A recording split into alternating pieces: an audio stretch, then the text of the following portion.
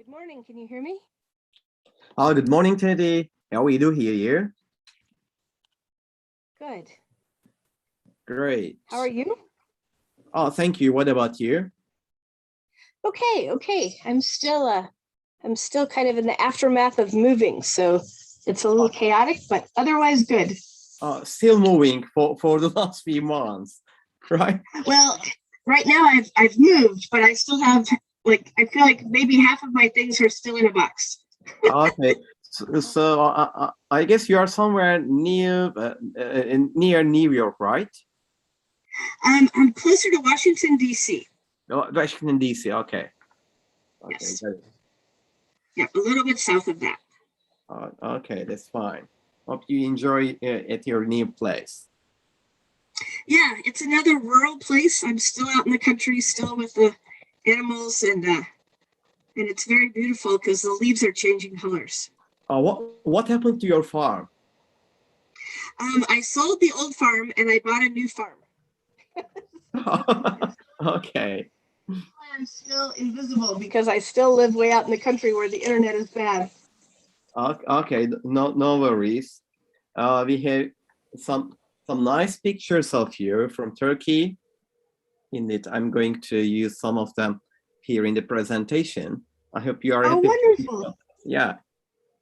Indeed. I remember we had a selfie, you, Tracy, and me. Unfortunately, I cannot have access no longer to this photo because something is wrong with my driver, but I'm trying to do my best to get it back. If I can get it back, I can send it to you.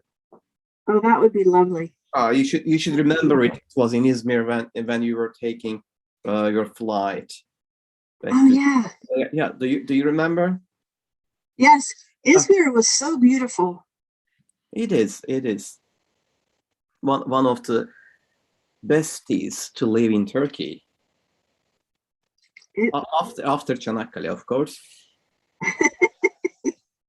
This is my town, and hopefully you will be visiting my town this summer if we can manage to organize Inai summer school. So you will have the opportunity to visit my town as well. I certainly hope so. I miss Turkey. I think I have been there 3 or 4 times, and there's no hospitality like Turkish hospitality in the entire world. Great to learn this. Okay, then. It is almost 7 p.m. here. So we will. Indeed, it is exactly 7 p.m.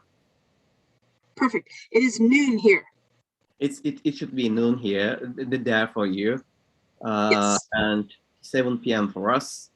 We all managed to come to the end of another working day, but we still continue working to promote academic integrity. I'm so pleased to introduce my PhD students to you. As you already know, I started this academic integrity policies PhD course last year, and I had 4 students last year. This year, I don't know why, but I have 8 students enrolled in my class.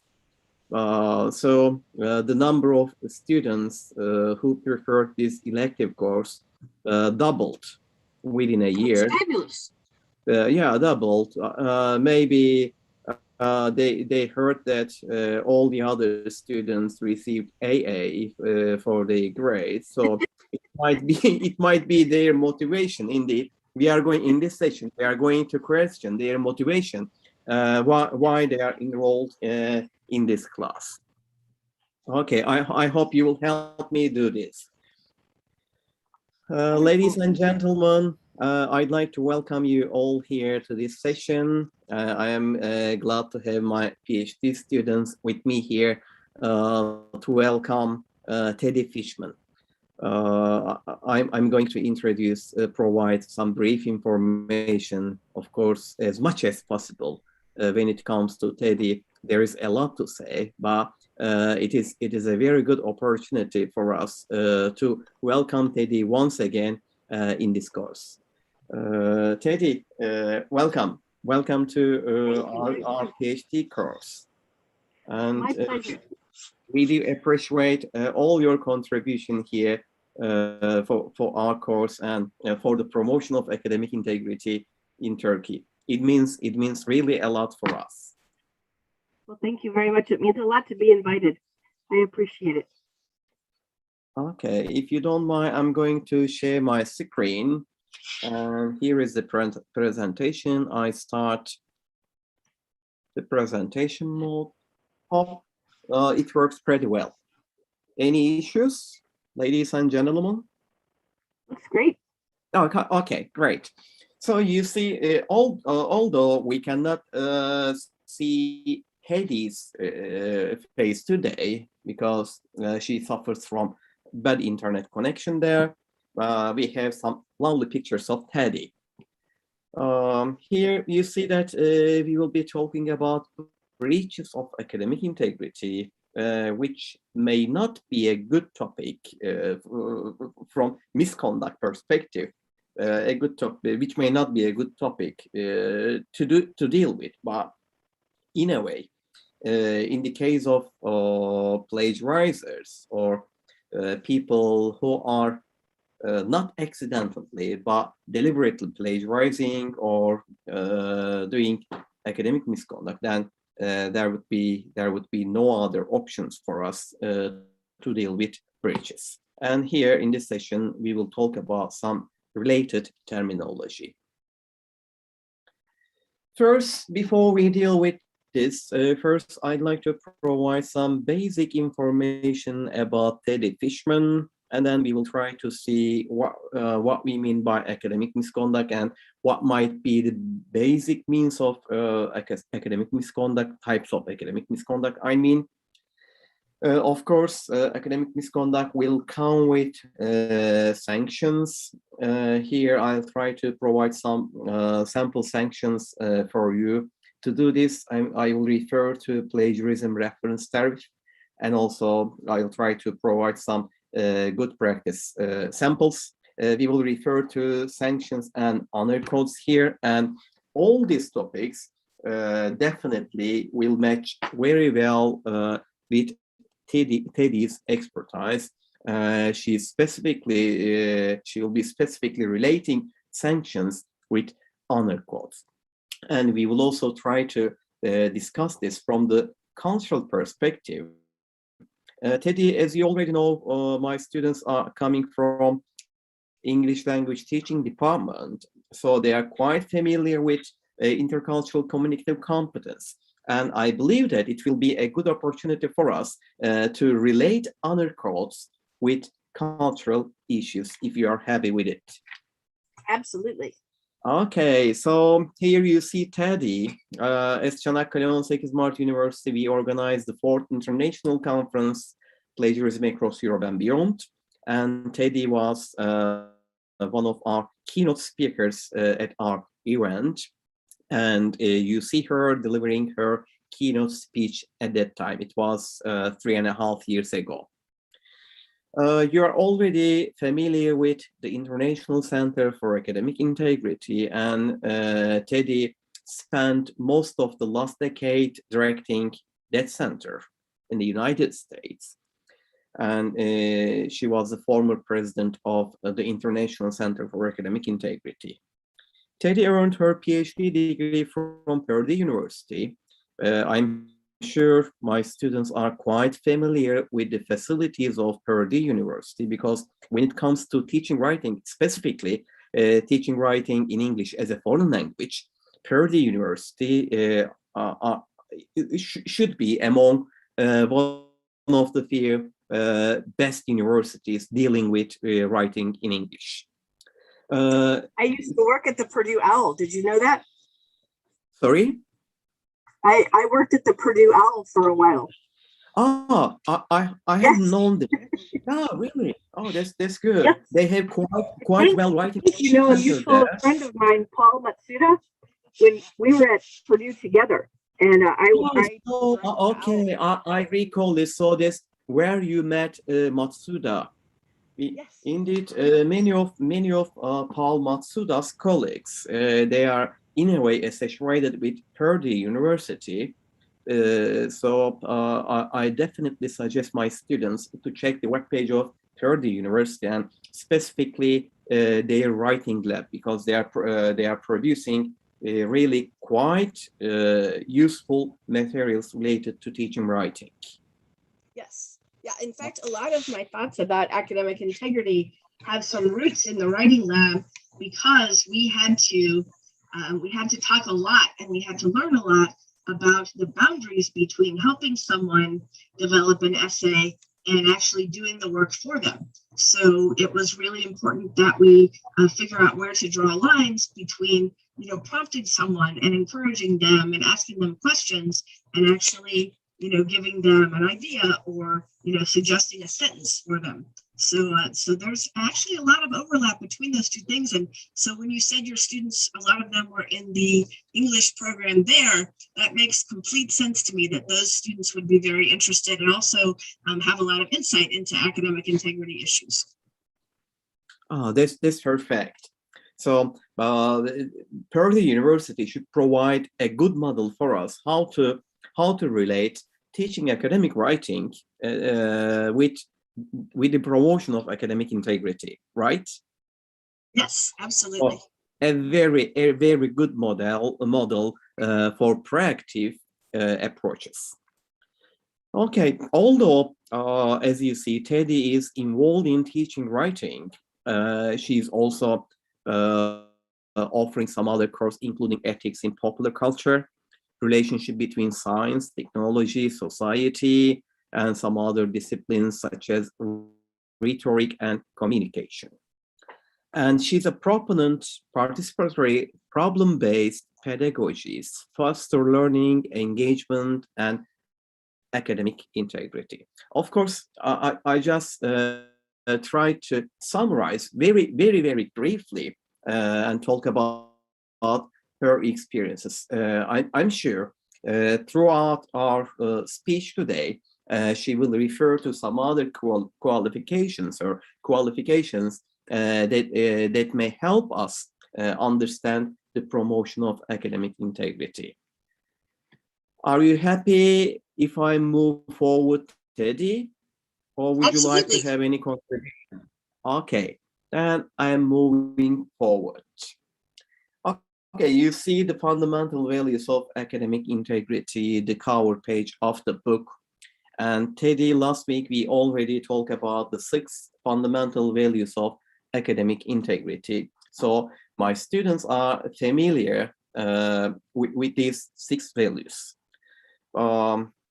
You see the cover, and in the cover we see a building with 5 columns, and we see that the stair, which we call as courage, is the additional fundamental value, which is taking us to the other fundamental values. Teddi, indeed, this is a production or visualization of fundamental values of academic integrity when you were leading the Center for Academic Integrity, International Center for Academic Integrity, right? Yes. Okay. And we worked for a long time to come up with a visualization that would indicate the way that these fundamental values work. And one of the metaphors that we often use is the metaphor of structural integrity, so that you can see visually that if one of those columns were to be weak, the other ones might hold it up for a time, but really you need all of them to support the building well.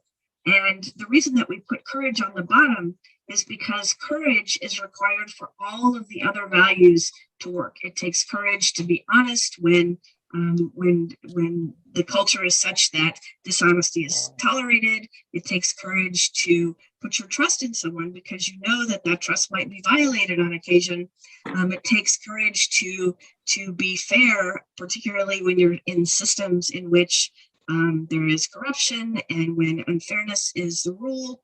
It takes courage to show respect to people in groups that often aren't that aren't respected, and it takes courage to shoulder responsibility when there's a possibility of not doing that. You know what I mean? When you have an option, it takes courage to do the hard thing. So we hoped that even at the first glance at that booklet, people would see it and realize the significance of each one of the things that's on the column, and of course the thing that's supporting them all, which is courage. Okay, so it is a very good representation of the fundamental values, and indeed it gave me some insight, some very valuable idea when we were constructing our logo for the center, for our institutional center for academic integrity. You see our logo on the right hand, and I do. I like it very much the way that it's interlocked.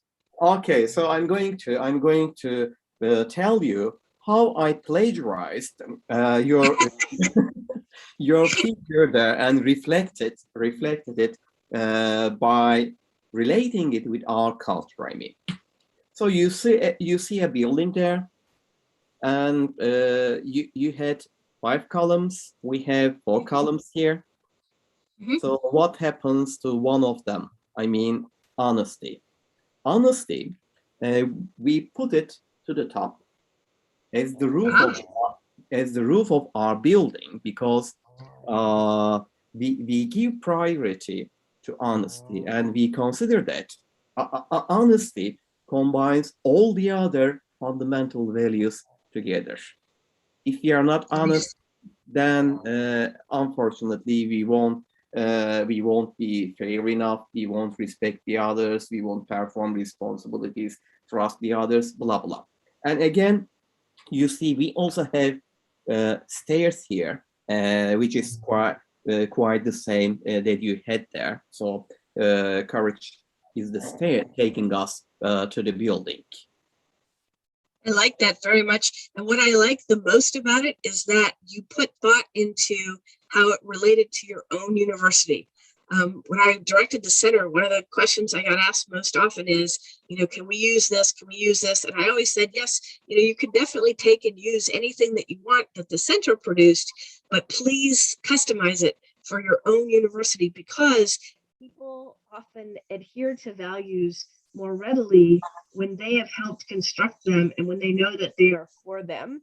And what often doesn't work is to take another university's honor code or another university's logo or whatever it is and just put it onto a different university that didn't develop it. So I absolutely love that you took the same idea and then made it your own.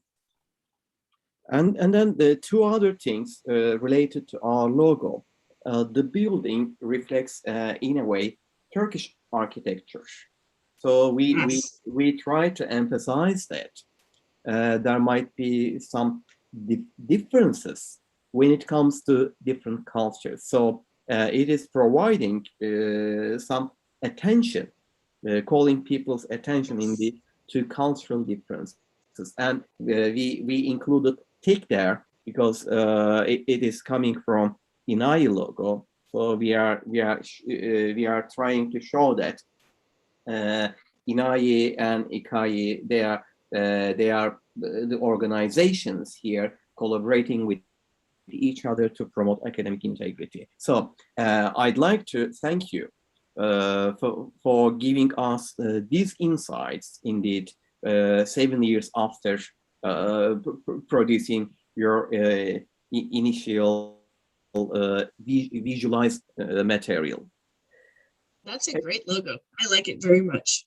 Oh, thank you. At this point, I'd like to add one thing more, because we are talking about metaphors here. And since you are also involved in language teaching research, it would be nice for us to consider, for example, the values here from the perspective of foreign language learning.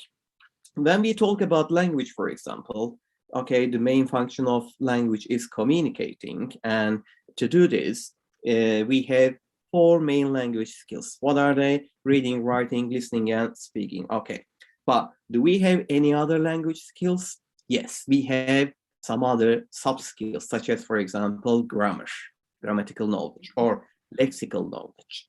So here, for example, we consider courage as an initial step to perform the other values. I mean, if you do not have courage, then you cannot be respectful to the others, for example, or you may not become an honest person.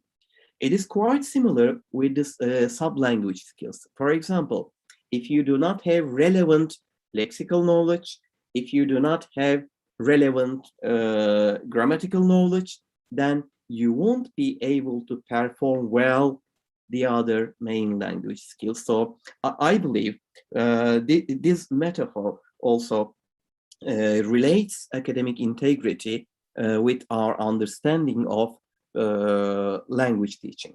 What do you think, Teddy?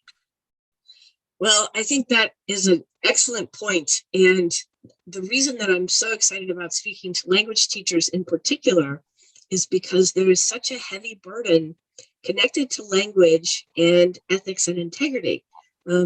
Aristotle, when he was defining the field of rhetoric, he called it finding in each case the available means of persuasion. And people like me, people who study rhetoric, believe that all acts of communication have a persuasive element. And the persuasion could be as simple as wanting to make a connection with another person, or wanting to impress another person, or wanting to convey some information to another person. You know what I mean? So it doesn't have to be like persuading somebody to change their mind about something, but every act of communication, the reason that you engage in communication is because you want to persuade someone of something. And because it involves persuasion, it's necessarily a series of ethical choices, right? So if you and I interact, we can act, honestly with integrity, or we can act in our own self-interest and to try to manipulate another person. And that has never been more apparent or critical, I think, in history as it is now. Like right now, there are so many political battles and social battles and cultural battles, and everybody's trying to persuade people that their side is the correct one. And so those of us who are involved in the teaching of language, like we have an obligation to convey to our students that integrity is a necessary part of learning a language, right? So like we don't want to teach people the skills of communication and then have them persuade other people to do bad things. We don't want to teach people the skills of persuasion and then have them write dishonest propaganda. We don't want to turn people against each other. We don't want to do things like that. And so language has such a built-in connection to integrity. And that definition that I gave you from Aristotle about finding in each case the available means of persuasion, for the next hundreds of years, people argued about what should be available, right? What should fall into that category of available? What should we allow ourselves to use? So say I wanted to persuade your professor to come and join my new organization. Say I have a new integrity organization, and I want Dr. Razi to come and join me. I could try to persuade him by telling him that the people in Enai are all bad and they're just not good people, and you should leave them and you should come to me. But that would be a lie, right? Or I could say to him, Dr. Razi, we have many organizations and they're all doing good work, and you should come and join mine because it's doing good work, and here are the good things that it's doing. Well, it might be more effective to do that first dishonest thing, right? People do that all the time. People, gossip about other people and say bad things about each other. But most of us who study communication would agree that that is not the ethical thing to do. So what you said about language and needing the integrity piece, I just can't say enough about how important it is that is built into built into any study of language. I don't know the kinds of things that your students are going to be doing, but for instance, if they're going to be translators, that's a profession that has so many ethical issues in it. Like you can barely get through a day as a translator without having to make a judgment about, maybe somebody used a word and it has 3 different translations, and you have to choose the one that's going to be the best in that situation. And do you select the word that is the most accurate, or do you select the word that you think the person meant to use, but they're just not, familiar enough with language to have chosen the right one, right? That's just one example of a little ethical issue within the field of language studies. And it literally happens every day. I've said too much about that, but what you said, Salim, it just is the most critical thing, because when we talk to our students, when we make the choice about whether to talk to our students about ethics and integrity, here's the choice we're really making. If we choose to infuse our lessons with discussions of ethics and integrity, then we convey to them that they are making ethical choices and they have to be cognizant, they have to be careful of them. But if we choose not to talk to them about it, we are also giving them the message that ethics aren't important in that setting, right? So I just cannot say enough about how important ethics and integrity are to the study of language. Thank you, Teddy, for calling our attention to the importance of ethics and academic integrity, specifically in language teaching. Here, when we talk about academic integrity policies, I all the time encourage my students that we need proactive policies. So proactive policies benefit from pedagogical approaches. So it means that we are, as language teachers, we are involved in educational sciences, educational studies. So we are familiar with the theories, learning theories.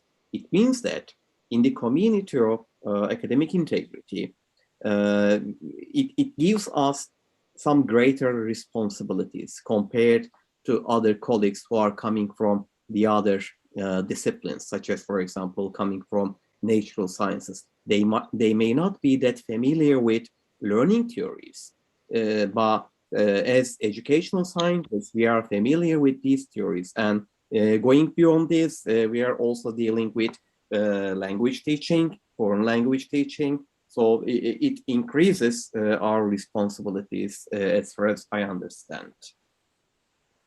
Okay, then, Teddy, shall we move to academic misconduct? I think we should.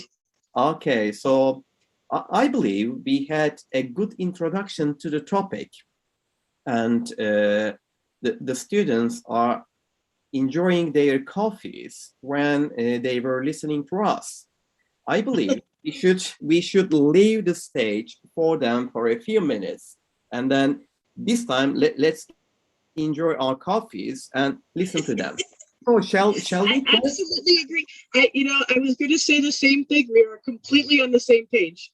Okay, so this is a lecture. So we are not at a conference delivering a paper. So let's direct our questions to the students.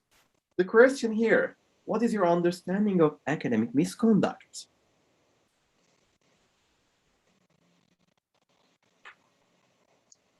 Hocam, may I? Yeah, sure, please. Please.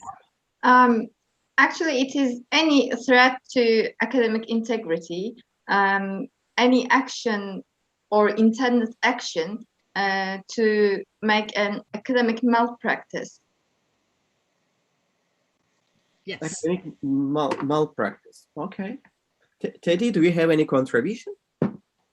Well, I think we should let the other students contribute too. I think that is an excellent starting place. I think that you have laid the foundation. And so now let's see what else we can add in terms of details and flavors almost to that.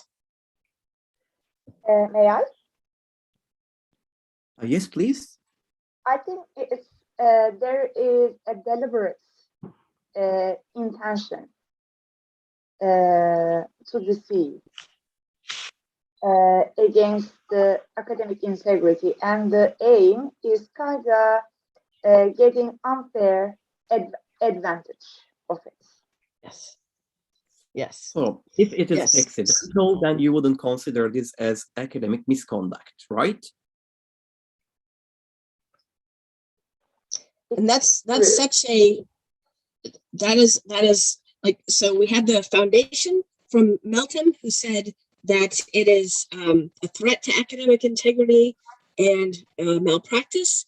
And then we have the addition of intent, and the intent is to give someone an unfair advantage, which I think is absolutely, and I absolutely love too the distinction that requires intent because we are in a learning setting. And one of the ways I think that sometimes people who intend to do well sometimes go astray is when they equate mistakes and deliberate misconduct, especially in situations like the ones that you all are finding yourselves studying, which is that someone's unfamiliar with a language, unfamiliar with how it works. Sometimes they're not sure of where the boundaries are between, quoting and paraphrasing and summarizing and all those things.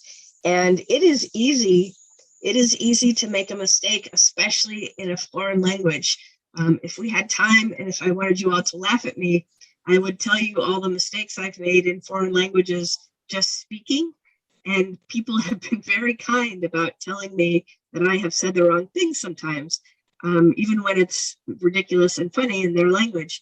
And I think that for the most part, in academic settings, it doesn't make any sense. And it is easy to act like people have done things on purpose when in fact they're struggling and they are, trying to learn, and they may have made a mistake. Oh, thank you, Teddy. Indeed, at this point, may I direct a question to you? Because we are talking about academic misconduct, which might have occurred by mistake here. So we are differentiating, let's say, for example, exemplify accidental plagiarism from deliberate plagiarism. I remember a few years ago, the Turkish Great National Assembly, they were discussing the definition of plagiarism there in terms of legislation. And I remember that they had some harsh discussions there regarding the use of deliberate. I mean, if it is plagiarism, then it should have happened deliberately. In terms of legislation, I know you are not an expert when it comes to legislation, neither I am. Maybe we will later direct this question to Michael Draper. He would have much better responses, but from the perspectives of educationalists, how do you think we can differentiate when it comes to legislation? We can differentiate between accidental plagiarism and deliberate plagiarism. I mean, otherwise, I have a fear that some people might be misuse this discrimination when it comes to legislation. What do you think? That's a great question. And I wish Michael were here. I actually missed Michael. He's one of my favorite people in the academic integrity world. But here's the model that I use, and it comes to us from the legal world.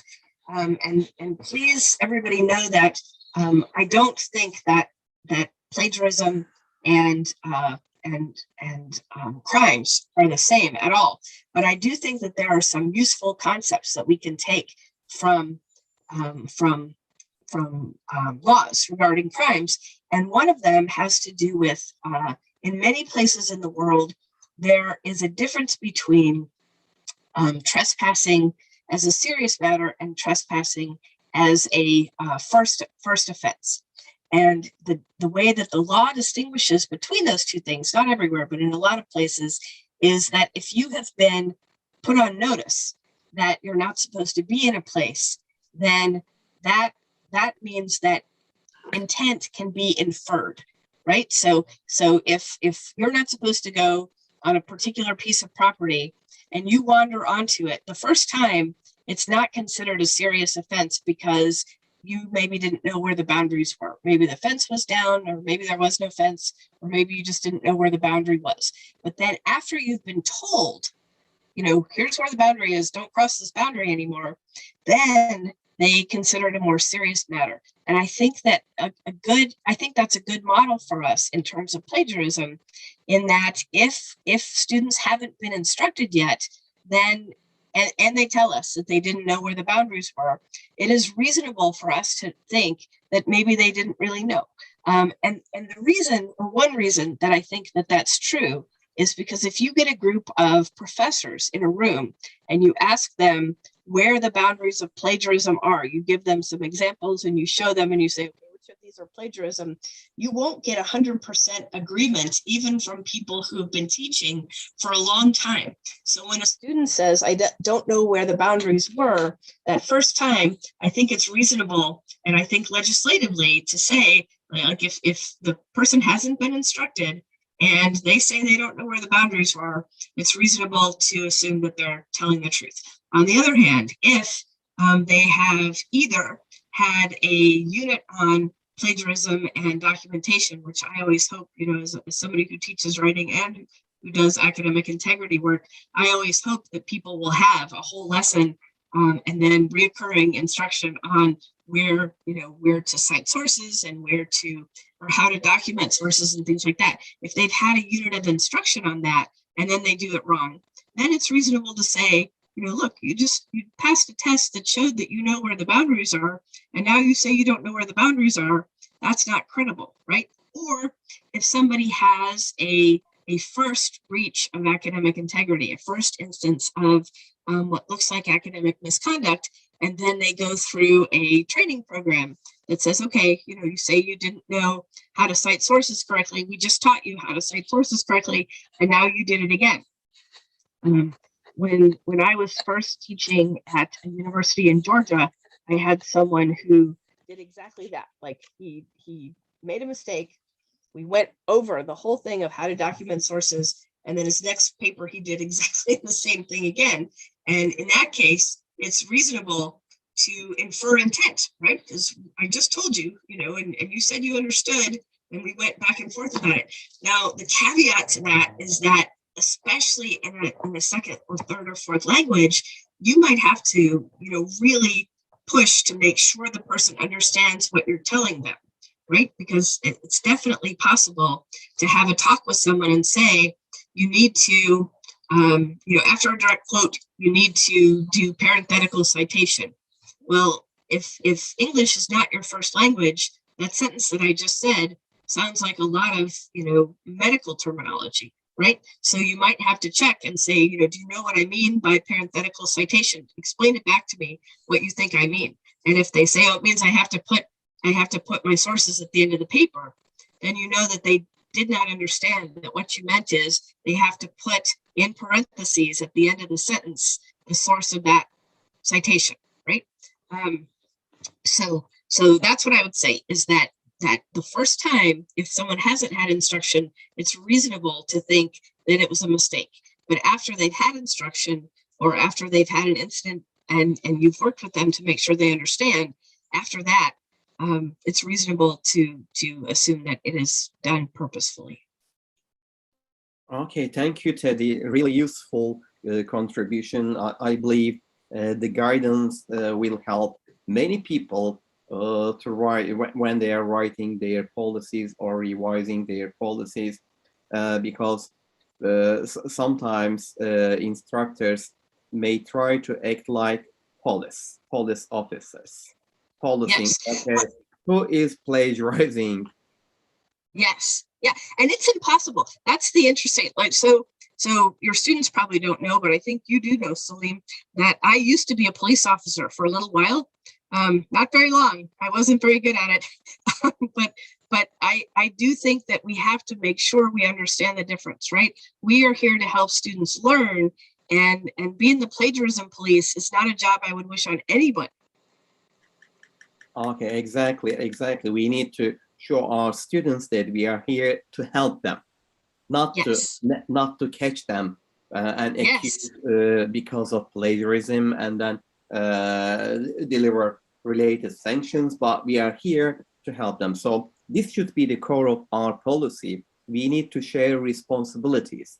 Okay, as teachers, we will have some responsibilities to teach, especially from pedagogical perspective, especially to teach how to teach, as you said, for example, parenthetical citations. Okay, you need to cite in this way. This is how you direct code. This is how you paraphrase. Do this when you paraphrase.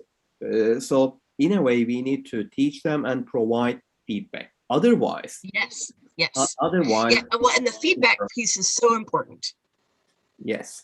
Last week, we indeed talked about the importance of feedback, in specifically in language classes. And when we ask our students to develop their academic writing skills, it means that they need feedback.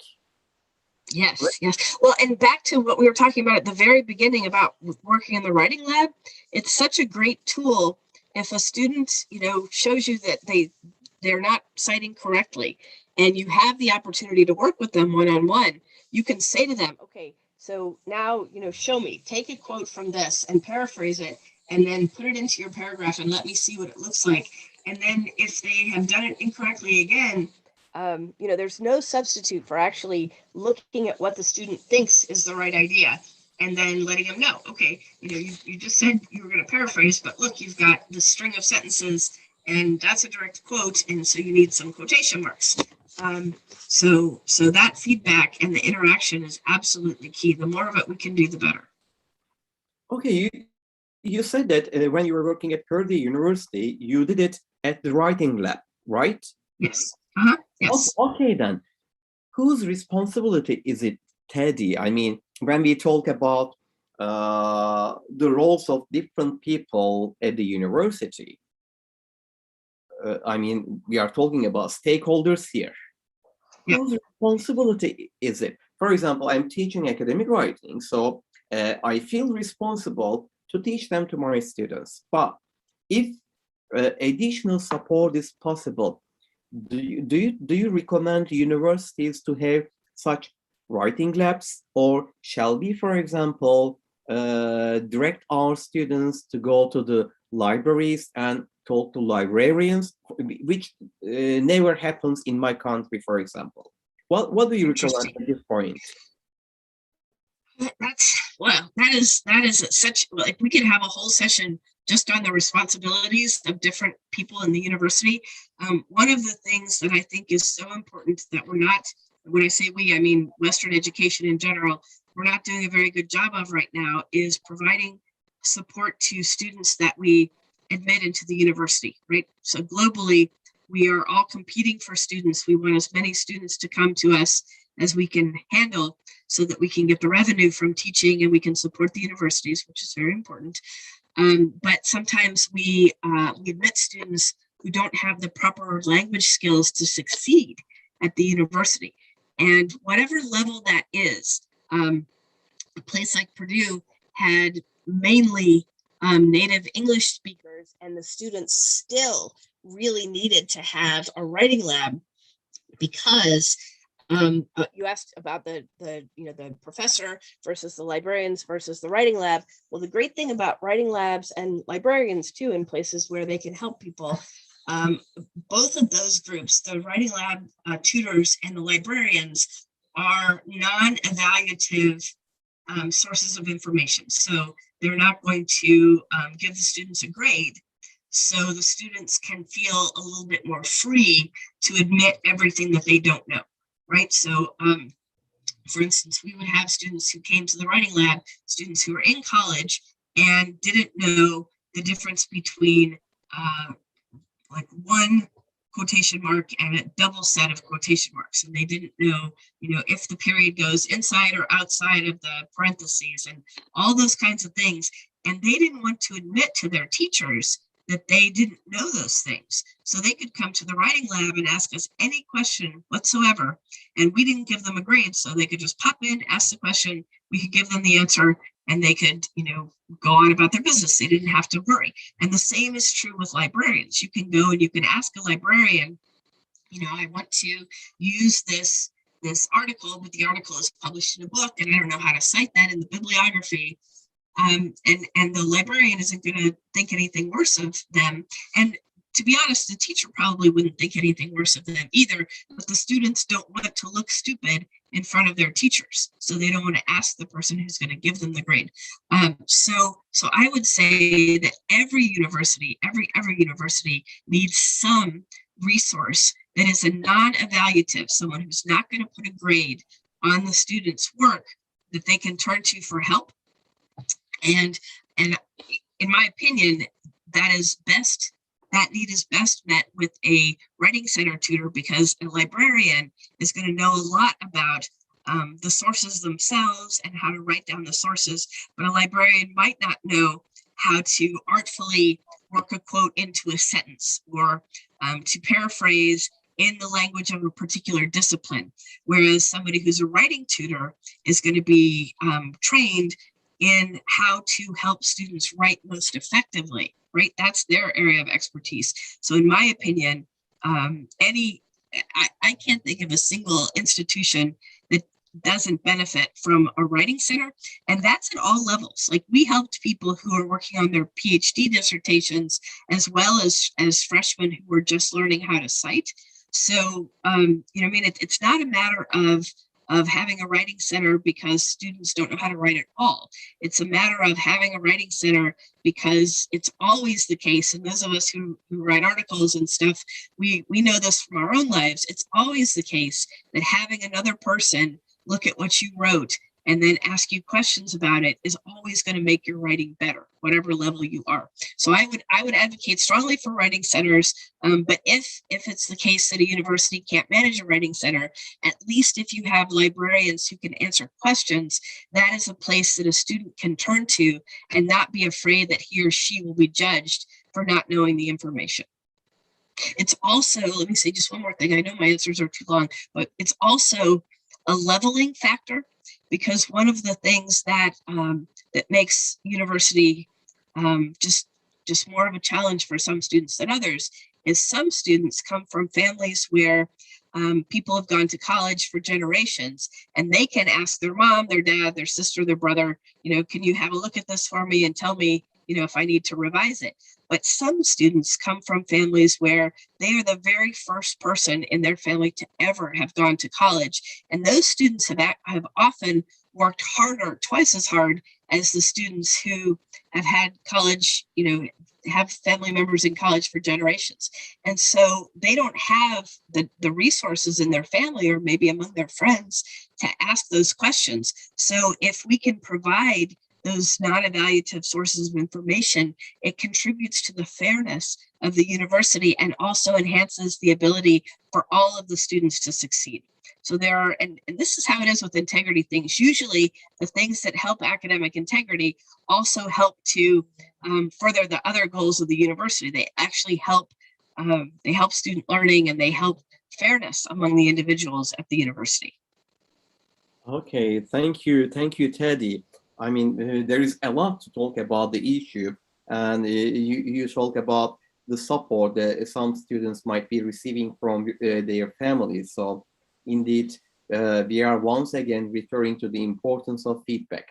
Feedback is coming from the family members, and here we see the reflection of indeed Vygotsky's zone of proximal development. I mean, scaffolding. Yes. Okay, they are scaffolded by family members, but what about the others? Yes. If the others do not receive such support from family members, then what about the other options? Okay, teacher could be providing the feedback, peers could be providing the feedback, librarian, or if they are lucky and have a writing center, then of course this could be a great facility for them. For my university, I was thinking of our Center for Academic Integrity.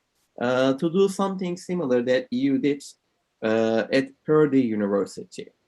But that would be great. For now, unfortunately, we don't have staff to do this. But I'm thinking of some volunteering students, for example, fourth-year students. And I'm planning to find some students who might be eager and who have developed academic writing skills to help, especially the first-year students. So I'm planning to organize some weekly schedules there, so that especially first-year students will go there and talk to fourth-year students about the problems that they are experiencing. I believe, although they are not professionals, such support that's coming from reliable peers should contribute them develop better academic writing skills. Yes. Yeah, at Purdue, it was very competitive to get to work in the OWL and the in-person writing center and the online writing center. And we had training sessions. We had a training session in the summer before the school year started. So before we could work in the writing lab, we had to have, training, and it was very, very good, very useful. And then we also had weekly meetings where we would bring any cases that were problematic, anything that we weren't sure about, anything that we'd struggled with, anything weird that we just wanted other people to know about. It was how we figured out, that some students were doing the machine translation. We had a rash of things where, the students were bringing in these essays and they just didn't make any sense and we couldn't figure it out. And then when we saw a bunch of them together, we could figure out, they're translating that into another language and then translating it back into English so that we can't tell that it's a quote.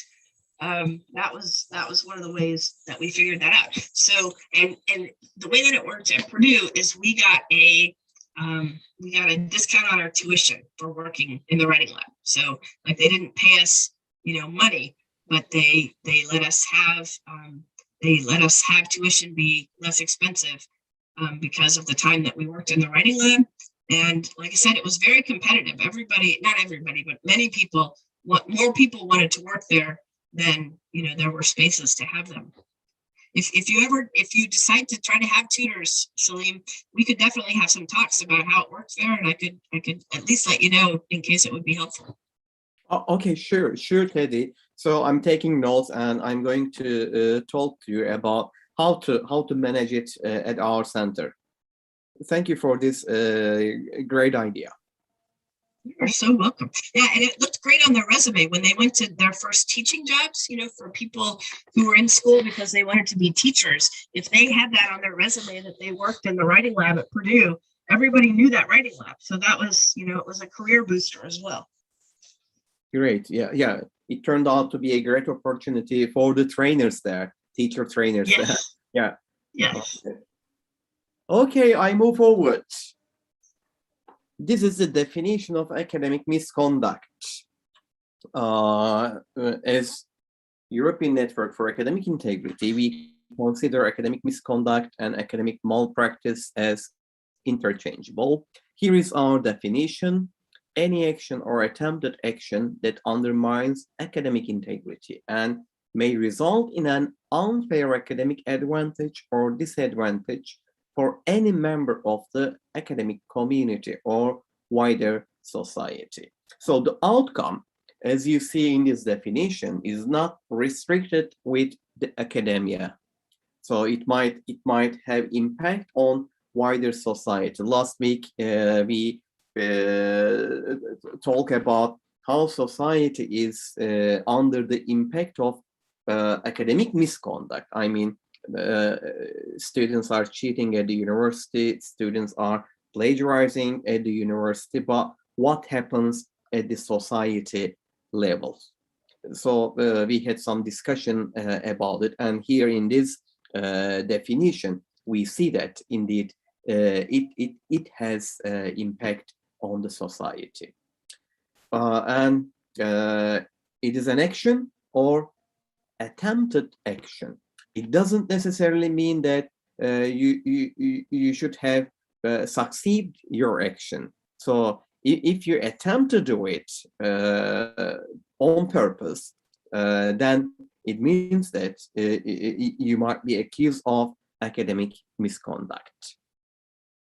Yes. Well, and the addition of the societal consequences, I think, again, it's such an important thing to talk about right now, at a time when there are significant portions of our society who don't trust academic research and don't trust scientific research. And so right now, maybe more than ever, if a person conducts research in a way that is not done with integrity, and then that comes to light and people say, see, I told you can't trust this, it has such great ripple effects. I mean, it is incumbent upon all of us to make sure that everything that we do has enough what's the right word, has not just integrity, but has enough positivity and has enough positive impact on society, because we don't want anybody to be able to look at academia in general and be able to say, look, they just make stuff up, right? We all want science, we all want academic research to be credible, and it's so important that happens. And of course, we'll always make mistakes. There are going to be times when we just get things wrong, but the ones that we can avoid, the ones where we have a choice to make, and the choices between, maybe making something look good temporarily, or going ahead and admitting that this experiment just didn't work, or we got results that aren't the results that we wanted. It's so important that we do that and let the general public see that they really can trust research. They really can trust science, that that's the way society has been advancing for hundreds of years. And it's reasonable and necessary to put our faith in that. And in order to persuade people to put their faith in something, we all have to uphold the standards. Teddi, I am afraid we are suffering from this more than ever during the pandemic. I mean, there are many people who do not want to get vaccinated, for example. So maybe it is a reflection of some academic misconduct that they witnessed previously. So Yes. they lost their confidence in science, in academia. Of course, they are overgeneralizing it, which shouldn't be the case. However, as we see, such cases, a few cases of academic misconduct might have larger impact in the society, affecting many more people, for example, from being vaccinated. Yes. Yeah. What you said is exactly right. That someone witnesses misconduct in a lab when they're in graduate school, and then they take away the idea that you can't really trust what happens in scientific research, because I saw this one instance where somebody cheated, right? And so it's really important that when any kind of malpractice comes to light, we address it. We say, I'm sorry, this is not tolerated here. We care about standards. We want our research to be credible. We care about reliability. We care that the research can be reproduced. And it's been such a stressful time during the pandemic. But one of the things that has been an ongoing conversation is people saying, well, can't we do this research faster? And other people saying it's really important that we go through every single step, because if we get this wrong, many people could be harmed, but even more people could think, oh, these processes aren't trustworthy. Exactly.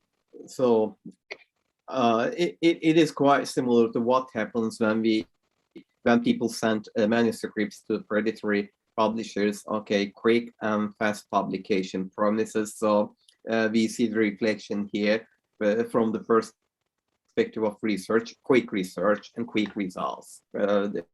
Yes. This will take us to academic misconduct, I'm afraid.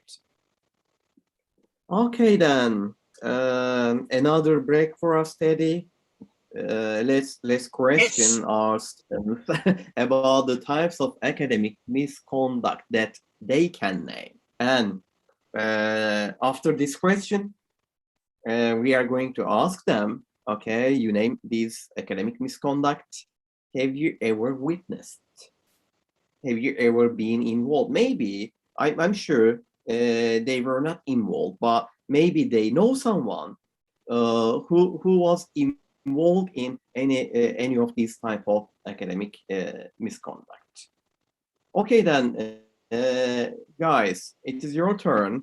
Could you please identify some samples of academic misconduct? Which types of academic misconduct can you name? Hocam, may I? Yes, sure, please.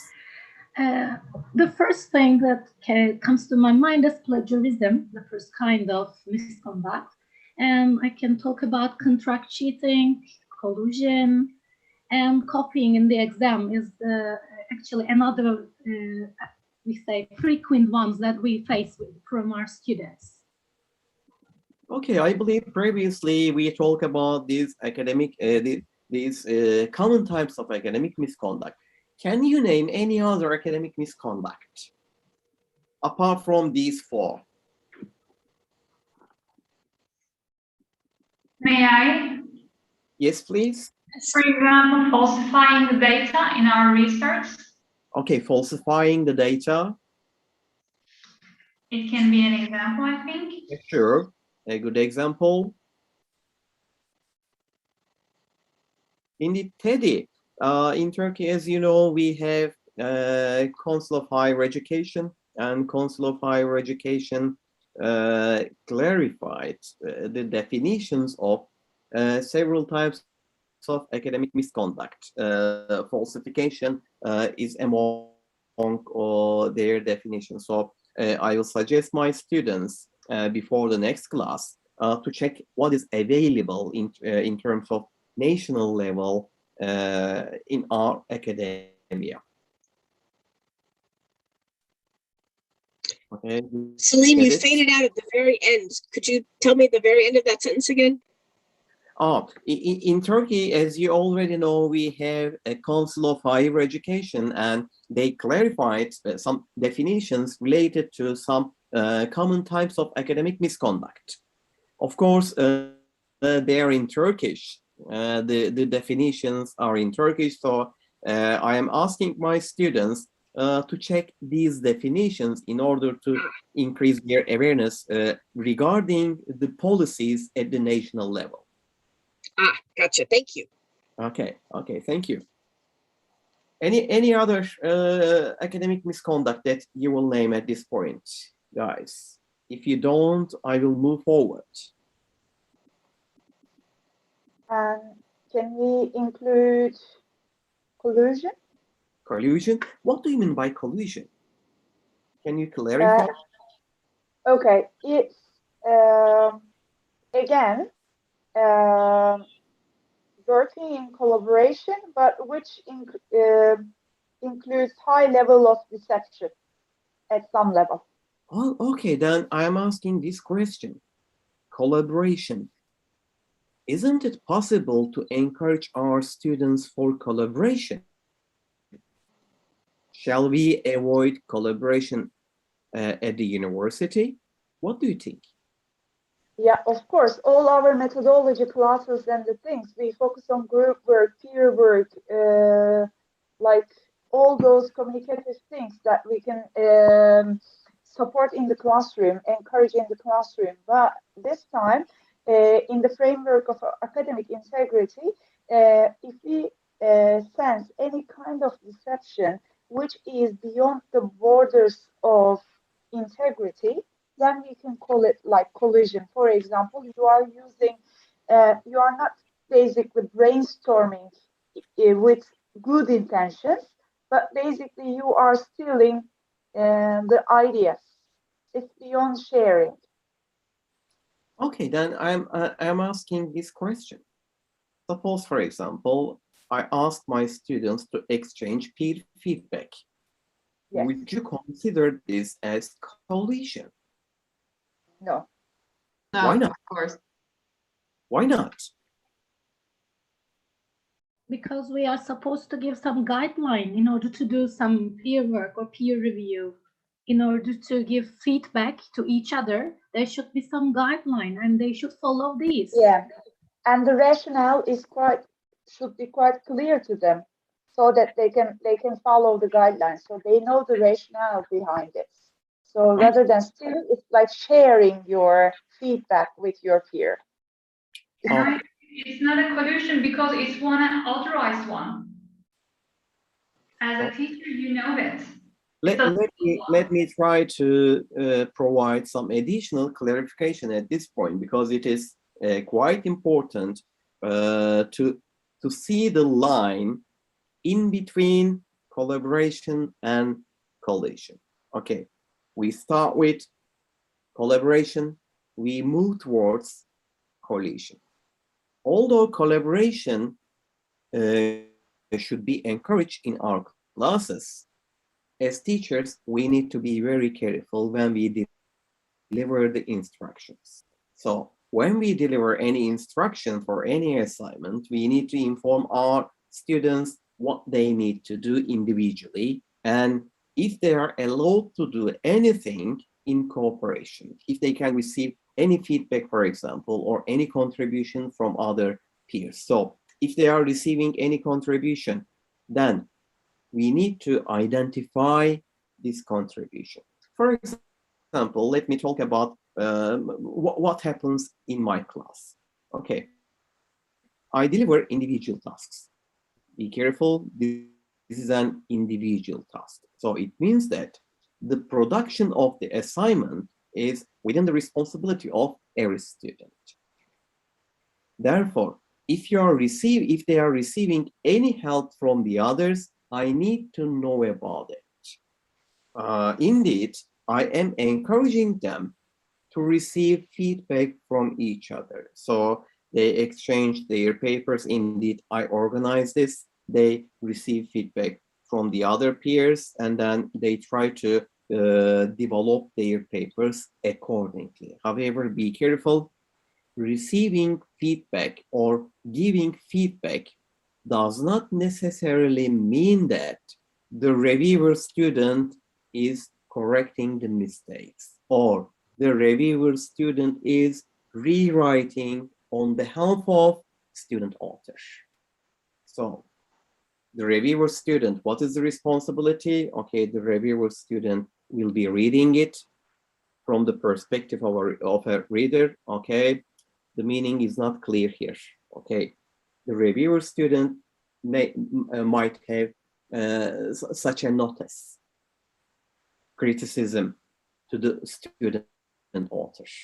However, if the reviewer student takes the responsibility to rewrite it in terms of increasing unity and coherence in the text, for example, then it moves beyond the borders of collaboration. Then as the teacher, I am going to consider this as collusion, because it is student author's responsibility to make sure that the text is unified and the ideas are presented in a logical manner. So please be very careful about the line in between collusion and collaboration. Teddy, would you have any contribution at this point, or shall I move to academic misconduct types? I'll try to give just a short contribution, which is that especially when you're teaching English as an additional language class, sometimes it can be helpful to have students do a short reflection on their writing process at the end of an assignment. So you ask them to write the paper and then just write a brief, maybe in class paragraph about how the writing process was, and to include any feedback or assistance that they received And it does two things. One, it lets them reflect back on what was useful as they wrote their paper, and then it also gives you an idea of the kind of feedback that they received.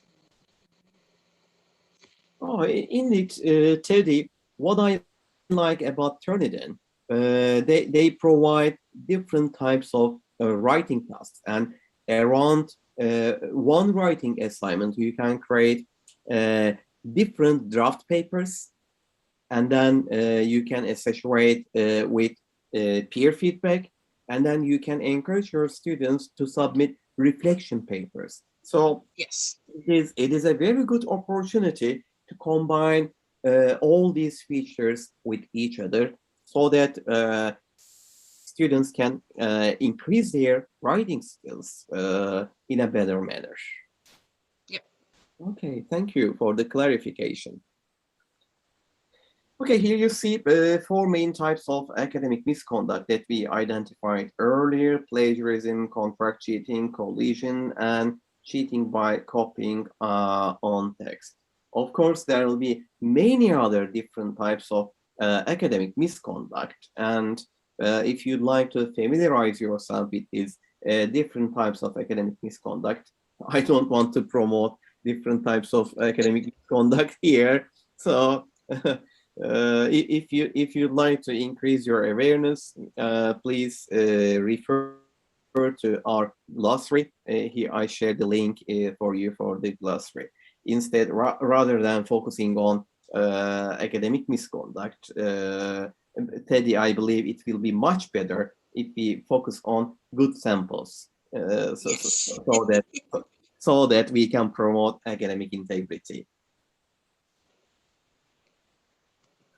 Okay, now I'm going to illustrate how widespread academic misconduct. Indeed, I'm going to exemplify this with reference to my courses here.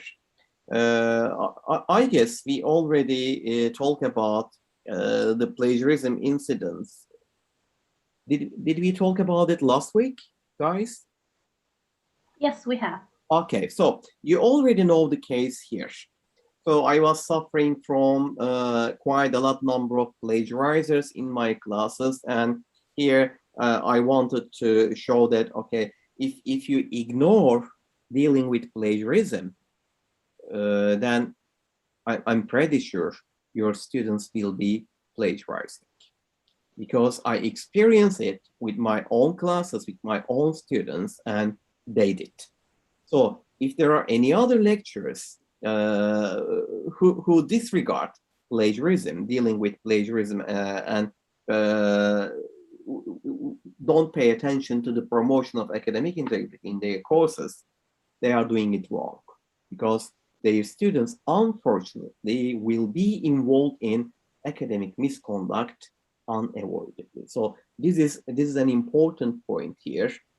And if teachers, we don't say stop to our students who are committing academic misconduct, then these will be examples. Such cases of academic misconduct will become samples for the others. It means that for the forthcoming semesters, there will be more students who are committing academic misconduct. That's why we need to say stop there to plagiarizers or to cheaters. Last week, Teddy, we also talked about the implications of cheating or plagiarism in the society. And if any society is suffering from corruption, it means that it doesn't happen in one day. It means that they did something wrong at school. So probably they did not pay attention to cheaters. They did not say stop to cheaters, stop to plagiarizers. So cheaters, they became stronger, and the issue became from cheating to deception, and then became worse, and then fraud, and then finally we see that the society is corrupt, unfortunately. And in the case of corruption, then it will be very difficult for the societies to go back and then correct everything, because it doesn't happen at one day, and we cannot get it back again in one day. So we will need decades in order to get rid of the negative impact of corruption in the society. Therefore, we need to do our best in order to prevent cheating in the academia, so that we can prevent corruption in the society. Teddy, are you happy with it? Yeah, no, that's absolutely true. And the only thing I would add is that sometimes when there is a story about academic integrity breaches or corruption issues, sometimes that's actually a positive sign, because what happens in societies where corruption has taken over entirely is it isn't even newsworthy, right? Nobody even puts it on television because everyone is so used to the corruption. So when there actually is a scandal, sometimes you can look at it and say, well, at least people are outraged. That might mean that, you know, we haven't gotten to the point where we've accepted corruption, or it can mean that we're not going to tolerate this level of corruption anymore. Yeah, that's right.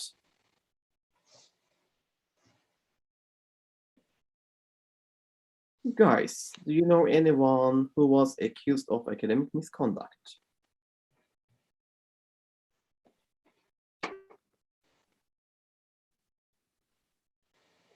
You guys want me to tell you about the one time I was accused of cheating? Any I time was in high school, and it was a long time ago because I'm a little bit old. And it was back when we had a class called typing, which, you know, we didn't even have computers. We just had typewriters, and we were in typing class, and it was a Christmas assignment.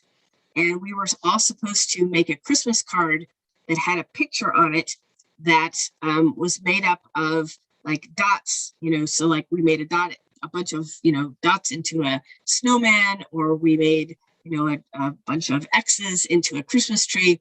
And the teacher had a bunch of patterns that would say, like, type 15 X's and then 3 spaces and then 3 more X's. And you would just keep doing that line by line until the picture appeared. And she told us that we could either use her patterns or we could make up our own, you know, do our own Christmas card. And I decided that I would do my own. And the way that I did it is I took a piece of paper and drew a Christmas scene and cut it out. And then I put that piece of paper on top of another piece of paper, and then just put those 2 pieces of paper into the typewriting machine, and then just typed X's across the whole thing. And I didn't count them.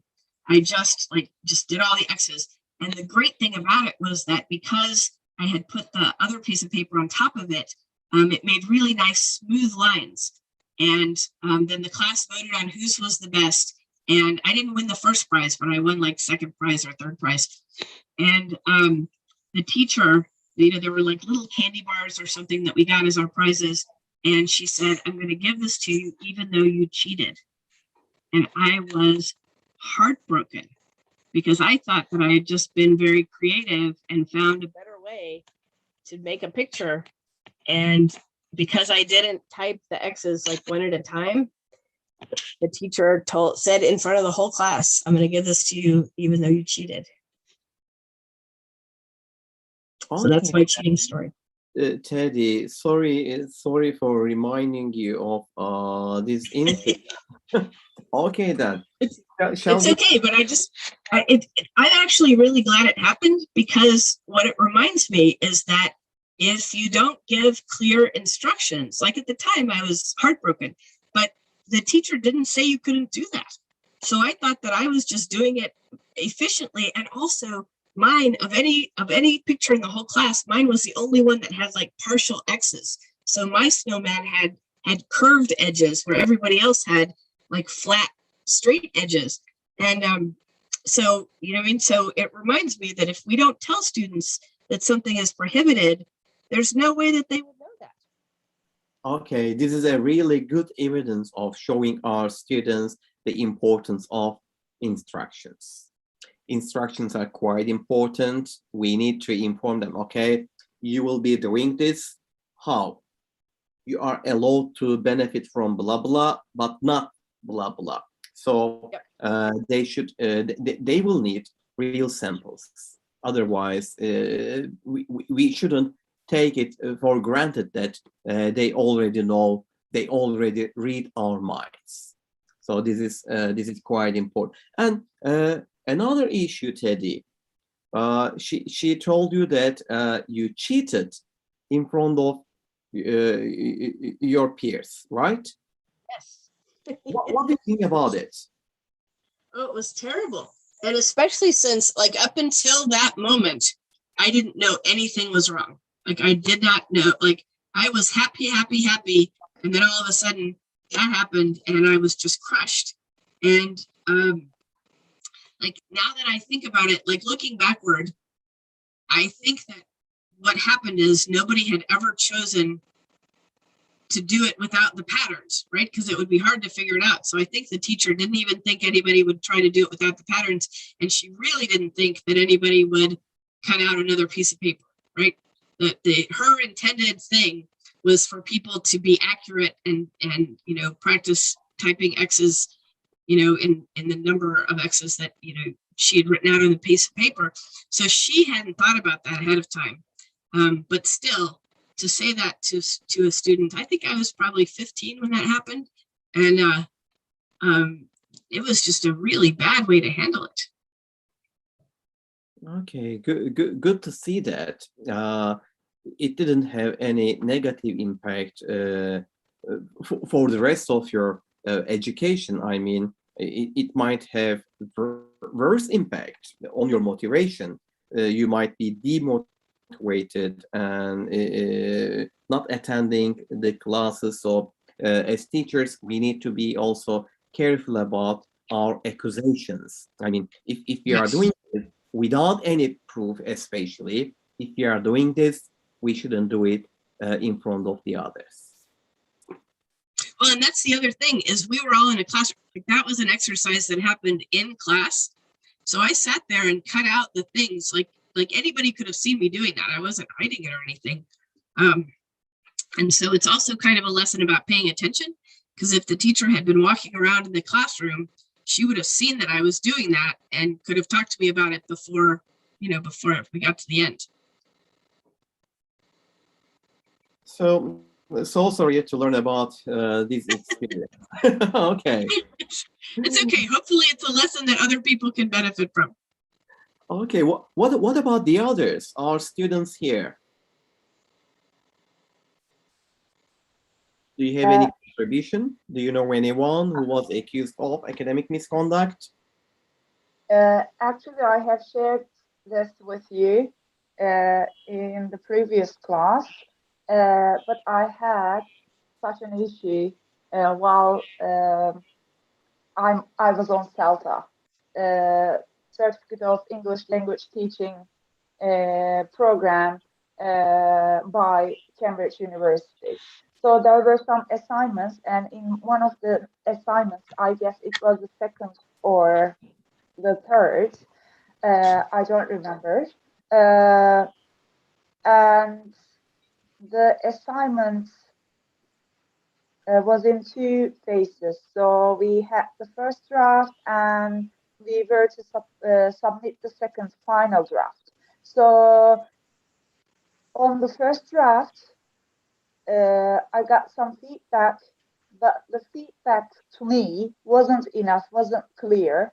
So I asked my colleagues, my friends, about the assignments, and I understood it that I was on a different page. So I misunderstood the aim of the assignment, and the feedback that I received didn't tell me so. But the feedback clearly signaled me that I wasn't doing it right. But it didn't give me any clue of how to correct it. So they told it it's a kind of scaffolding. So they the teacher trainers kind of expected me to find out what's wrong in my paper. But the clues that they gave me didn't guide me anywhere. So I had to ask my friends taking the same course together about the assignment. And in the second draft of it, I corrected. So I corrected so many parts of my assignments because I understood what I've done wrong. Not from the feedback that the trainers gave me, but from my peers. And they took it as a misconduct. They said there was a radical change in your second draft beyond the feedback that they had given to me. So indeed, I was quite surprised when I learned about this incident and this accusation, because in the case of involvement of feedback, peer feedback or teacher feedback, the expectation from the feedback is development with the paper. I mean, that's why either as teachers we provide feedback, or why we ask students to exchange peer feedback. So sorry it means that students will progress with their papers, and the contribution to their paper should not be limited with the feedback that they receive.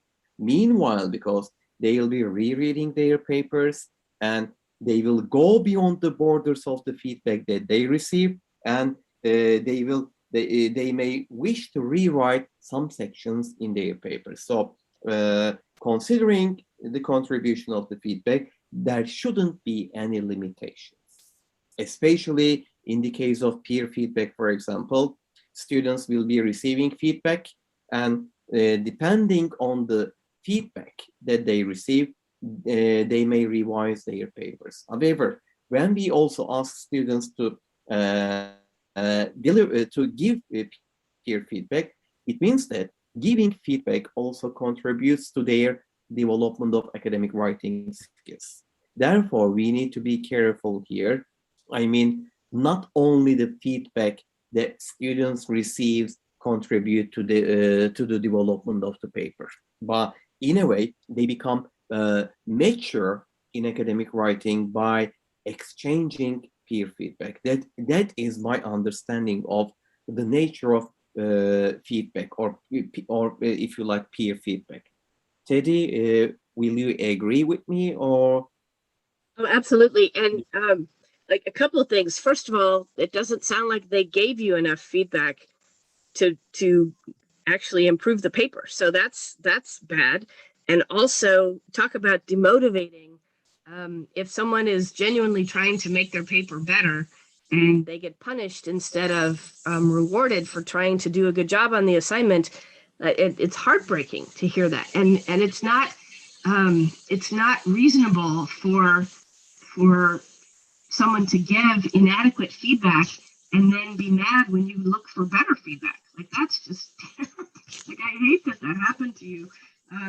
Unfortunately, at the university level especially, but the university level especially, a lot of people are never taught how to teach. We learn a lot about our academic disciplines, but some people at the university level have never had a class on pedagogy. So, sometimes people can be really smart and also do really stupid things when they're teaching. And that sounds like someone who wasn't putting the effort that they needed to into giving the feedback, and also wasn't understanding that, when somebody's the best case scenario is to have students who want to do well and who try to figure out how to do well. And that's what you were doing. And if there wasn't a prohibition on it, I don't see why anybody would reasonably think that was a response that was okay. It just sounds terrible. And It is good to see that Teddi and I we have consensus on it. Yes. Salim was a little nicer than I was, but I think that was a terrible thing.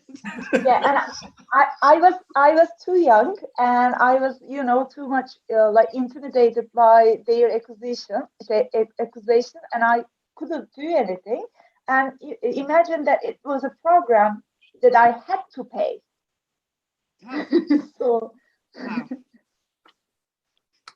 So maybe there might be any involvement of monetary issues, but I'm not sure. So I'm just thinking a lot. Anyway, so it was a bad experience for you as well. Okay, let's try to clarify what happens to people who are committing academic misconduct. Now, do you know this lady? I know her. Yeah, you should know her. It's Irene Glendening from Coventry University in UK, and she's a good colleague of us. And here she was delivering a presentation. It was the Athens conference, Teddi, that I took the photo there. And here, Irene was talking about the penalties or the sanctions, if you like. Teddi, if I'm not mistaken, Tracy called them as outputs, sanctions. Did she call them as outputs, or do I remember it in a different? I don't remember her using that term, but I do know that they had some specific language in Australia that we don't have here. So it's possible. I don't remember that, but she definitely, let's see, she talked about in terms of consequences, and she talked about, oh gosh, she had another word too. Okay. Let me think about it. I'll try to think of the other word that I'm thinking of, because I know she had one. She didn't like the idea of punishments. Yeah, that's right. That's right. I just can't remember the other word, because I know we talked about that language, and Tracy was very, very education oriented and always talked about things in terms of teaching and learning. So gosh, let's see, consequences, and there was some other thing that she said.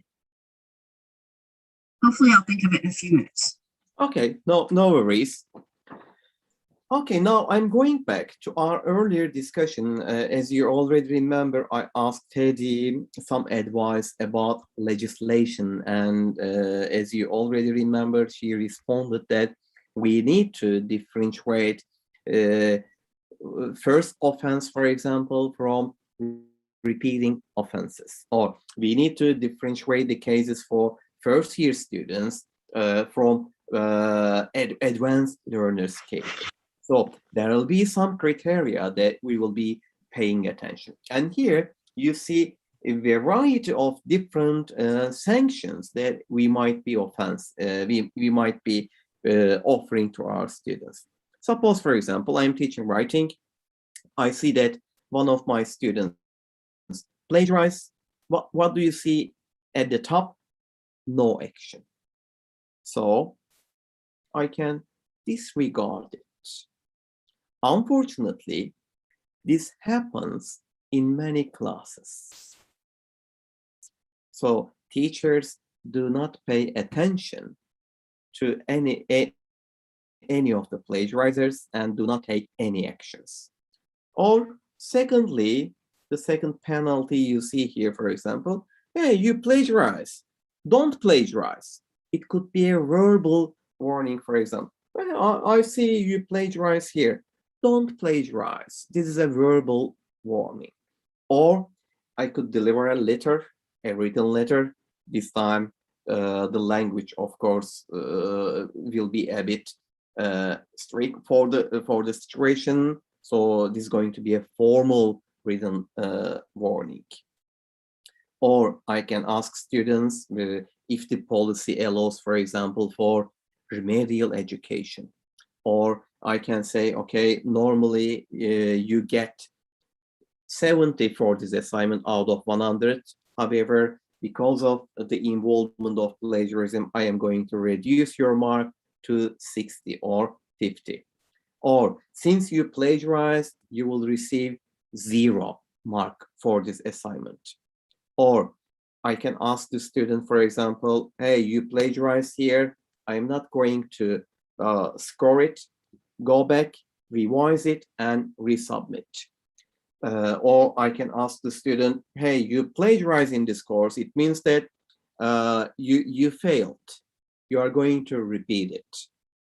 Or if there are any misconduct offices, for example, at the university, I can report it to the committee and ask for investigations, and then I can make it public.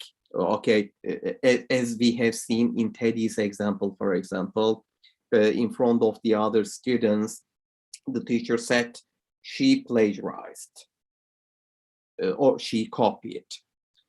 Or it could be suspension, and we see that some institutions are applying financial penalties even, or it could be expulsion from the institution, and it could be recorded in the student's file. So as you see, these are different types of penalties that can apply in the case of any type of academic misconduct.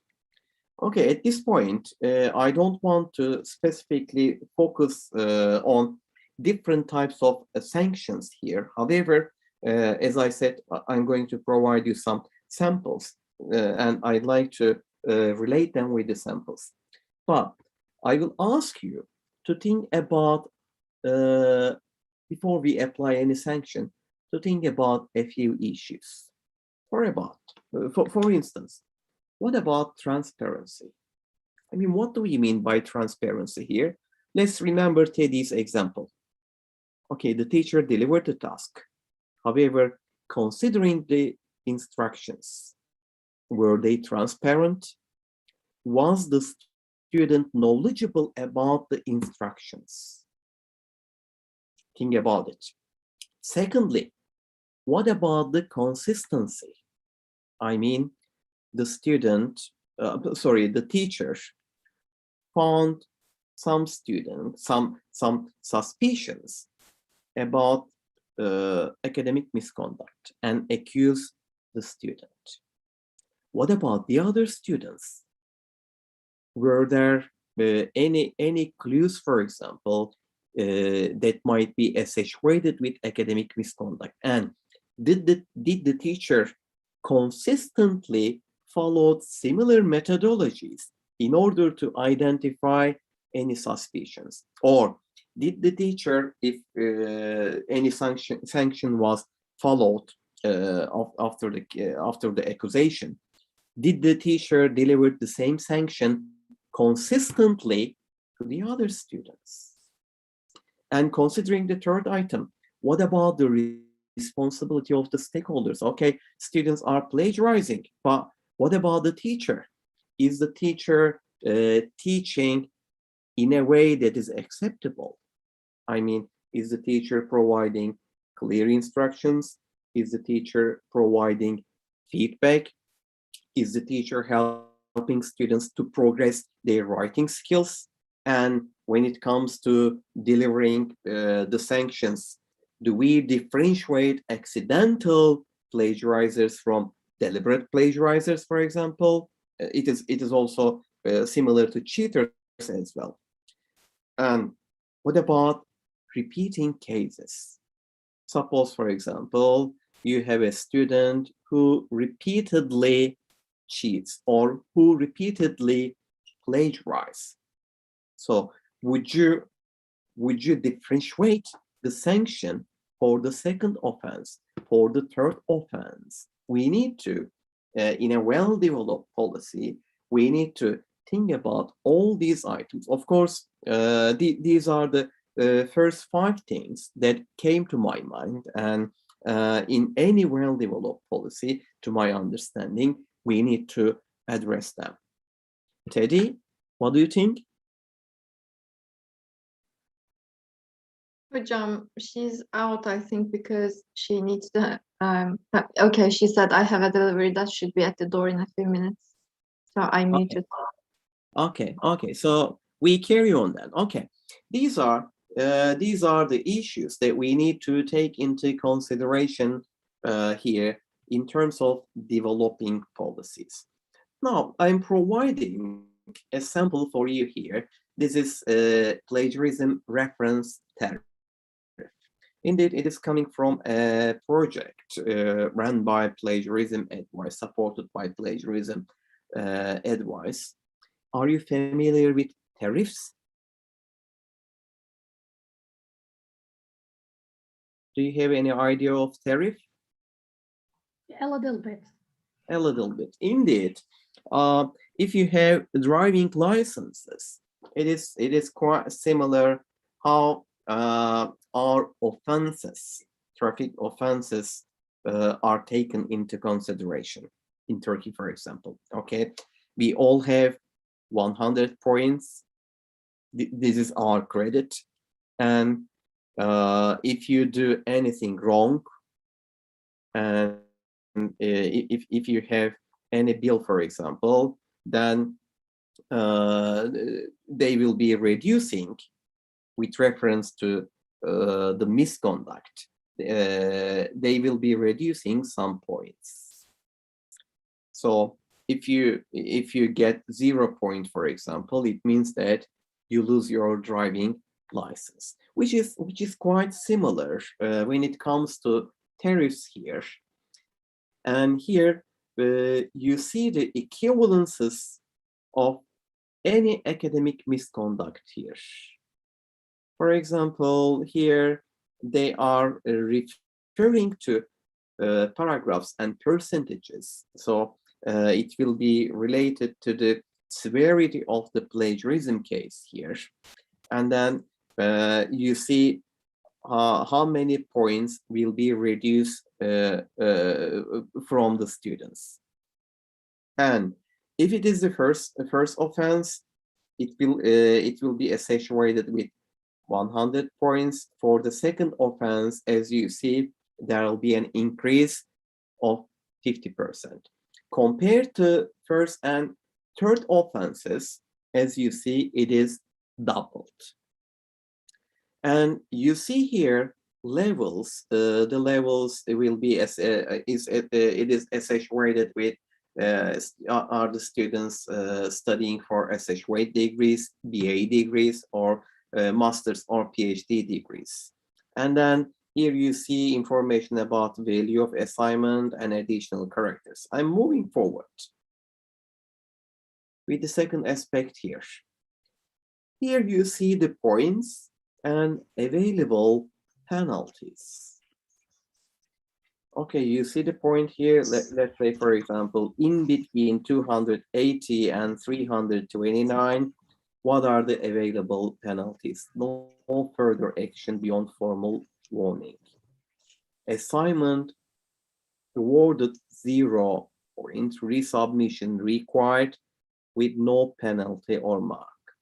But as you see, there are clarifications here associated with points and relating points with available penalties.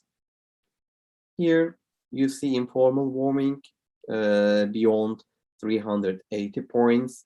It becomes formal warning with record made contributing to the student's previous history. So at this point, it will be included in the student's records. Such tariffs are usually in action in the universities in UK. However, I believe they are not that popular in the United States. Is Teddy back? I am back. My dogs may bark just a little bit now. Okay, no worries.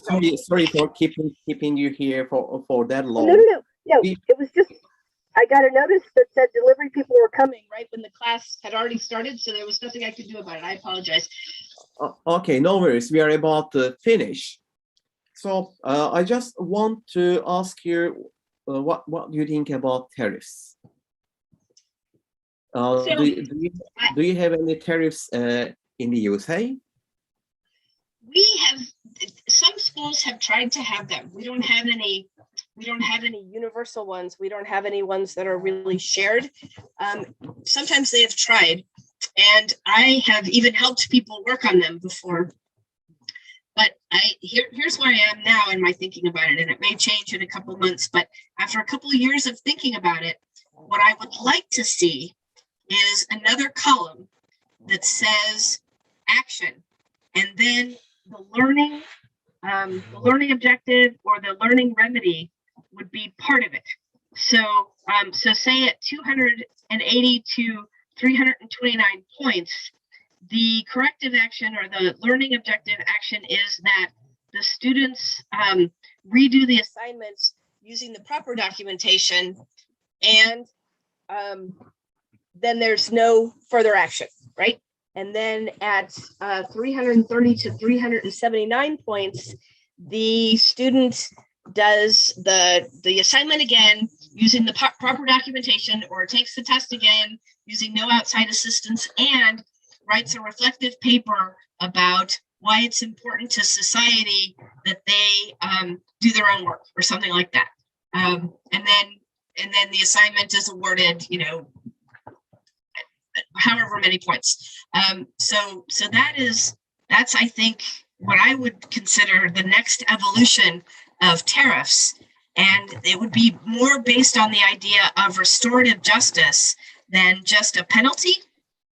And some of the schools that are working with restorative justice have a lot more creative assignments than the ones that I just gave you, but the idea is that the student actually does something that shows that they understand how to do it correctly, and does some other thing that that maybe helps reinforce the idea that what they did actually caused some harm to the university, and that they're trying to undo that harm, something like that. Okay, thank you for the clarification, Teddy.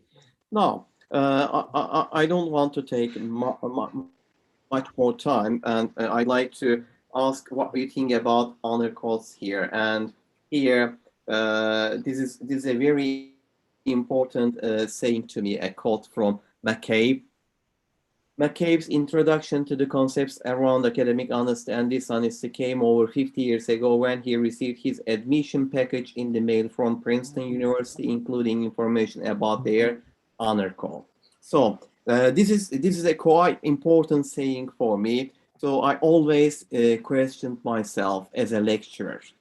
Do we familiarize our students when our students come to university? So this year, this is what we did here. Last week, we organized 4 seminars, specifically one for addressing academics, including managers, and a specific one addressing BA students, another one addressing postgraduate students, and another one addressing international students. So my aim in organizing these seminars was providing some awareness regarding academic integrity, because many of the students they are not knowledgeable about the existence of academic integrity. So it is our responsibility as the lecturers of the university to provide them some insights. And here in these seminars, I introduced our logo and what we mean by this logo. So we try to associate them with these values and then relate it with our logo, Teddy. One more thing, okay, this happens at the university, but is it too late to familiarize students when they come to university? Can we do it before they come to university? And here, I'm quite happy to share this policy here with you. Many of you already know my PhD student, Özgür Çelik. He is working on the development of academic integrity policy toolkit. And this is the first policy written by means of his toolkit. It helps people a lot to write their policies in a safer manner by referring to the other policies. Teddy, you told us that people, even when it comes to academic integrity, they may not act with integrity. We see the policies are plagiarized from the other institutions. So by the help of this toolkit, indeed, we are trying to familiarize, increase students' familiarization with academic integrity at K-12 level before they come to university. And we are, Özgür is experimenting the contribution of familiarization with academic integrity and developing institutional academic integrity policy at K-12 and its contribution to writing in a foreign language. And here you see some. I love that this toolkit project is so good because it lets institutions customize it for themselves. It's such a great project.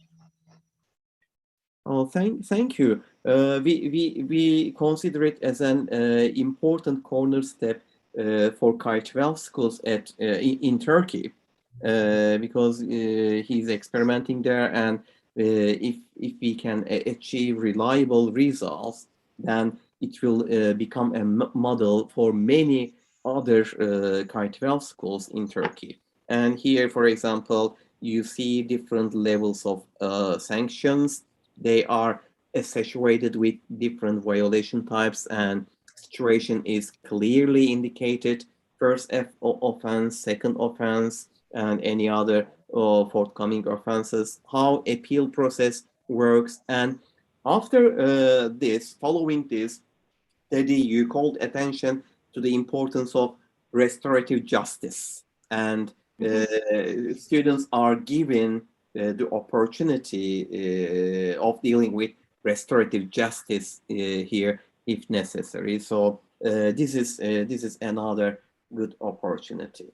Now, Teddy, at this point, I'd like to leave it to you to clarify what you mean by honor codes, please. Okay, honor codes are a pretty American invention, and they are an attempt to cultivate buy-in from the students by asking them for a promise not to lie, cheat, or steal. And that includes stealing ideas, lying about how you formulated your essay. And then controversially, it's controversial even amongst the institutions that have honor codes. Some of them also require that you agree to turn in anybody who does any of those things. And the reason that last part is controversial is that even honest people, even people who don't cheat themselves, are often hesitant to expose their friends who might plagiarize or who might cheat on a test. And a lot of us, myself included, think that asking people to take a pledge for something that they're probably not going to do weakens the effect of the pledge, right? So I could ask students to take a pledge not to cheat, and that would probably have a positive effect. But if I ask them not to, or if I ask them to promise to turn in their friends if their friends cheat, knowing that they're probably not going to do that, then it takes away from the effectiveness of an honor code. And it is true that a lot of honor codes have been shown to have some positive effect, but subsequent research, and even Donald McCabe was coming around to this way of thinking toward the end of his career. Even people who really strongly advocate for them, a lot of the good effect of the honor code seems to be related to just raising the awareness. So rather than asking people to promise to do these things, we could probably get a similar effect if we would just remind students periodically, I expect you to do your own work, and I expect you to be honest about what your sources are and things like that, rather than asking them for a promise. Thank you, Teddy, for the clarification. You're welcome. I believe we are not that familiar with honor codes here in Turkey. However, I heard very few institutions, some K-12 schools, private schools, they have developed their honor codes, or maybe they benefited from the honor codes developed by the others. However, it is good to call attention that they might be in relation with cultural values. So, well, and that's a great thing about honor codes, is if you can tie them, the schools who are most successful with their honor codes are the ones who make it part of the culture. And on one of your previous slides, you were talking about, it was a slide that referenced Don McCabe and how when he went to his school, they required, you got an introduction to the honor code with the introduction to the school. And to the extent that you can make it part of the culture, like say if it were to be known, at Knockley, we all do our own work. We're proud of that. Like if the students are proud of that, then that definitely has a positive effect. And there are schools where that's, part of the culture, and they really do take pride in it. Agnes Scott is one in the States where they really do, like they make the honor code a living part of their university experience. It gets talked about in all the classes, and the students are very aware of it. When honor codes are less successful, and this is probably true at least half the places that have them, is when there's an honor code and the students have to sign it when they come to the university, and then nobody ever talks about it again, and the students forget about it because it happened in their first week when they were just learning about everything, then it doesn't really have any effect at all. In order to have an effect, it has to be tied to the culture of the institution, and it has to be like a living force, something that the students encounter in their day-to-day academic activities. Oh, Teddy, the title of the course is Academic Integrity Policies, and as you see here, a policy is a paper. Yes. However, this shouldn't be. Developing the policy is quite important. However, yes, developing the policy is not our ultimate aim. The policy will take us to the development of institutional academic integrity culture. So indeed here, honor codes, they should have bigger responsibilities, maybe in our understanding. Of course, we will be associating them with our policies, but please do not consider developing the policy as the ultimate aim. Otherwise, yes, you might be mistaken. Okay, for example, this school, they developed the policy. It is a very, very important step. It is a very good model for our education community in Turkey. However, this is the initial step. Now, they need to develop their institutional academic integrity culture. This is the ultimate aim. Yeah, I just thought of this metaphor as you were talking. It was suggested by just the way you were talking about it being a piece of paper. It's like the policy can be the map, but the policy isn't the holiday, right? You need the map to help you get to your holiday, but you're not done with the holiday just because you have the map. Okay, so we need some rest. It's almost 2 hours, Teddy. So we are talking about holidays here, and we are about to finalize our session here. And here are the concluding remarks. Indeed, last week we talked about deductive reactive approaches and the drawbacks of deductive and reactive approaches. And here we once again see the importance of preventive approaches. And at this step, I'd like to stop here, Teddy, and I'd like to thank you for your participation, and I'd like to leave the floor for you for your final comments, or if you have any other contribution, if you'd like to present anything, I can stop sharing my screen if you'd like to share anything with us. And Nope, thank you can leave the screen up, and I'll try to be very brief. I know that I'm not very good at being brief, but I thank you all for your very kind attention. It is always the most exciting thing to me to see young people being interested in academic integrity. I thank you for the comments that you made in the chat. Thank you for the referencing materials. And I really hope that if you have thoughts about this conversation that we've had, I hope you'll feel free to contact me or have a group discussion where you pull me in, because what you guys do with this information, just like what you do with the policy, is the most important thing.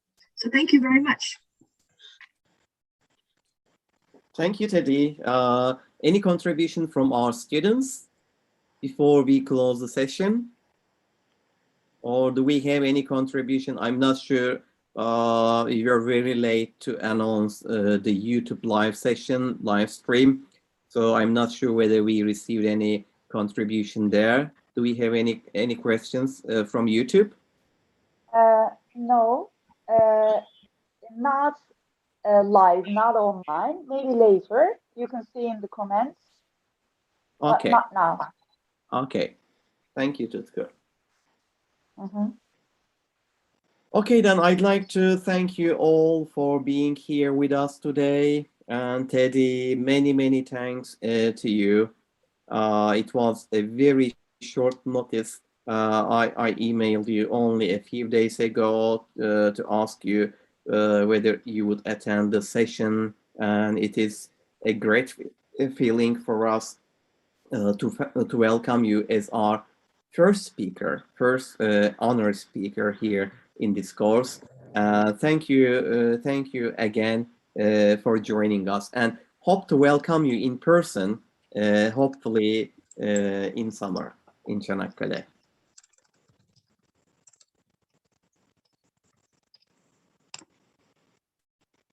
Thank you so much.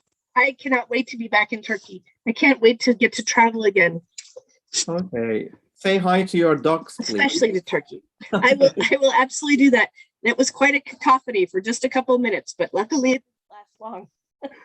Okay. Take good care. Bye-bye. Bye.